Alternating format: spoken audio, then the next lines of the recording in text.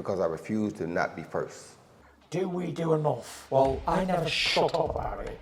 It must have been about 16, 17. We nicked their guilt rings. Right, the bouncers' guilt rings. This is no good for me. That's the reality.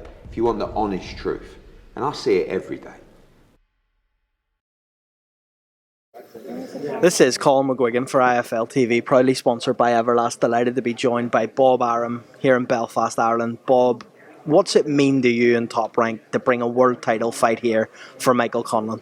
Well, it's great, but, people have short memories. They don't remember that Top Rank, together with Barney Eastwood, during the Troubles, promoted a couple of championship fights here in Belfast.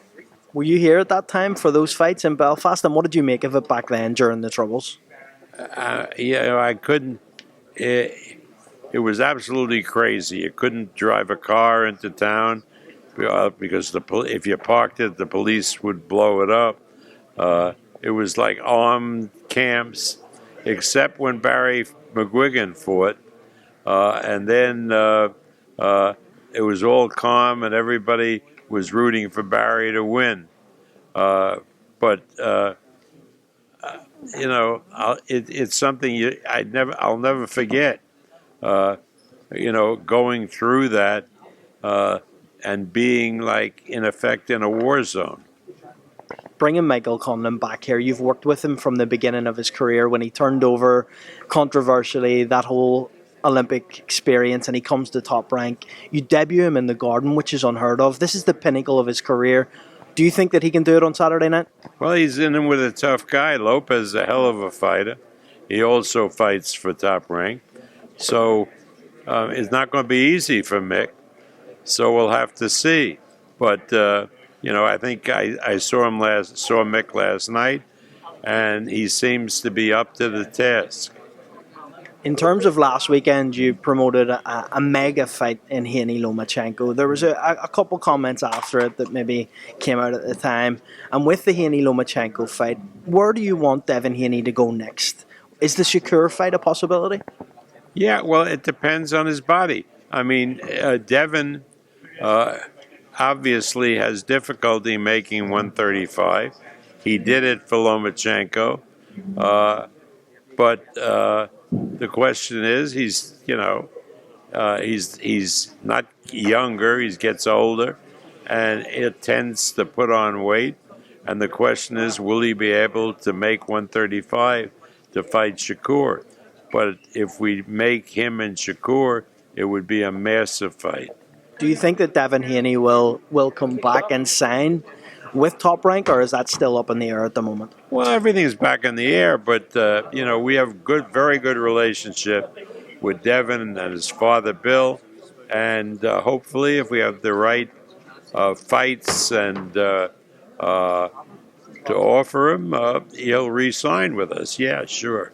How about Lomachenko? Where does he go from here? Because that obviously it's such a close defeat that happened on Saturday night. He probably is, down in the dumps about that defeat. Where does he go next from here? Well, I've been a Lomachenko fan from the get-go when he turned pro. But we'll have to see. But he's definitely going to continue fighting, and he's still a massive talent. Tyson Fury's released some videos. I'm sure you've heard, if not seen those videos. Where are we with Tyson Fury and a potential opponent? He's talking about two Australian guys, Jai Opetaia, who's a cruiserweight, and also he's speaking about Dempsey McKean. Is that someone you would like to see Tyson Fury in with, maybe in Australia in a stadium? To tell you the truth, neither ourselves or Queensberry have much input about who Tyson Fury is going to fight next. So when he gets back from Australia, Frank or George Warren will sit down with him and we'll find out who he really wants to fight and when he's prepared to fight, and we'll do an event for him in accordance with his wishes. But Tyson Fury is, I believe, recognized as the as the heavyweight champion, and the heavyweight champion usually calls all the shots. Who would you like to see him face? You've been here, done it, wore the T-shirt for many years. You've guided some of the best heavyweights in the game. Who would you like to see Tyson Fury face next? Well, next, it depends on who's available. The Chinese fellow, who's a very good fighter, is not available because he's going to fight, pretty soon. Going to fight Joyce on a rematch. And there's some European guys who have pretty good records that would make good fights. So again, I'm not going to call out any particular person. I think that's up to Tyson. A lot's been spoke about the Saudis and the deal for Wilder and AJ, Fury and Usyk on the same night. Do you think that that is achievable? Well, anything the Saudis want is achievable because they put up the money. They can do double headers and triple headers no matter what it costs. And so it's up to them. A normal promoter can't do it because, it makes no economic sense. But with the Saudis, if they want to make a real splash, it makes all the sense in the world. So we'll have to see. How do you think Anthony Joshua fares in a fight against Deontay Wilder? If Anthony Joshua fights Deontay Wilder, the only question in my mind is what round Wilder knocks Joshua out. But, I've always believed that Wilder is a tremendous talent with a big punch. He gave Fury a tough battle in all three fights. And other than Fury, I think Wilder beats every other heavyweight around. Joshua, I think, has become very tentative, and you can't be tentative fighting Wilder. Another big fight has been made this week in Errol Spence and Terence Crawford. Terence, someone that you've worked very closely with. How do you think that fight goes, and what do you make of that fight eventually being made? Well, that's a terrific fight, Spence and Crawford. I've always believed that even though it's a close call, that Terence is the better fighter. But again, that's why they do the fights. But that's a fight that's very hard to predict. But if I had to predict the winner, I would predict Terence. I've been saying that for years. Last one from me, Bob, because I know you're a busy man today here in Belfast. Eddie Hearn has came to the US. He's kind of said that, he's taken over the game in terms of promoting. He says that in the US he's doing the biggest shows.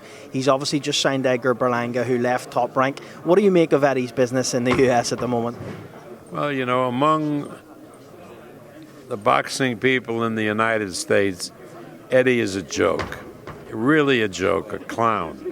He's taken the DAZN money and have a big campfire with the money. Even Oscar De La Hoya's Golden Boy on the same platform has outshone Eddie.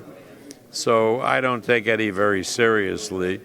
But I don't take any promoter who's so braggadocious and really doesn't deliver seriously. But in Eddie's own mind, he's the greatest thing that ever lived.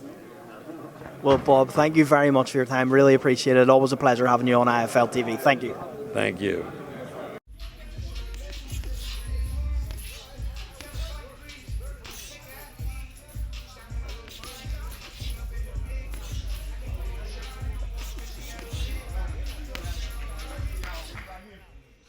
Because I refuse to not be first. Do we do enough? Well, I never shut up about it.